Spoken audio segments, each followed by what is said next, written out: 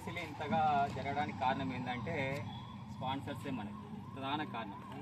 ఇంతగా క్రీడ బాగా జరిగిందంటే దాంట్లో ఎక్స్పెషల్లీ మొదటి బహుమతి విరాళం అందించిన అతిథి ఫ్యామిలీ రెస్టారెంట్ రమేష్ గారు కానీ, అదేవిధంగా త్రిబుల్ ఆర్ కన్స్ట్రక్షన్ మధు గారు కానీ, అజంతా వైన్స్ టీమ్ శివగౌడ్ గారు కానీ, రెండో బహుమతి విరాళం అందించిన Vivekananda school correspondent Gopal sir గారు, అదేవిధంగా మూడో బహుమతి విరాళం అందించిన 10,000 రూపాయలు రాజు సార్ గారు. వీళ్ళందరి సహకారంతోనే ఈరోజు క్రీడా మైదానంలో క్రీడా సంబరాలు జరిగాయి. అయితే చాలామందికి క్రీడలు అంటే కొద్దిగా చులకనగా చూసుకుంటుంటారు, కానీ క్రీడలు చూసే వాళ్ళకు బాగుంటుంది, ఆడే వాళ్ళకు బాగుంటుంది. కానీ చూసే వాళ్ళకు ఆడే వాళ్ళకు మధ్యన ఒక వారధిగా ఉంటారు. వాళ్ళు ఎవరంటే ఆర్గనైజర్స్ లేకుంటే కనుక సక్సెస్ఫుల్ కాదు. ఎందుకంటే మిగతా క్రీడలు వేరు, ఈ క్రీడలు వేరు.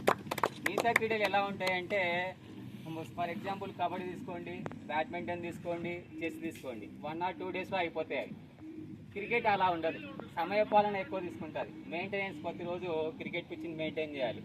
అదేవిధంగా ప్రతి ఒక్క రోజు అందరితో కాంటాక్ట్ కావాలి. రేపు మ్యాచ్ ఉంది రాండి అని, అంటే రిస్క్తో కూడుకున్న పని మిగతా గేములతో కూడుకుంటే.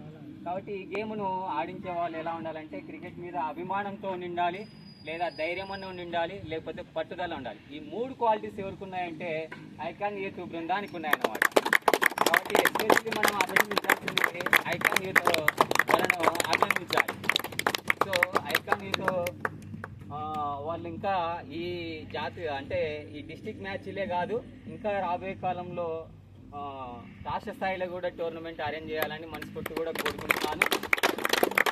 ఇది మంచి అవకాశం కల్పించినందుకు ఐకాన్ యూత్ బృందానికి ఎక్స్పెషల్లీ థ్యాంక్స్. ఇప్పుడు రెండవ బహుమతి విరాళం అందించినటువంటి గోపాల్ సార్ గారిని మాట్లాడవలసిందిగా 2 మాటలు.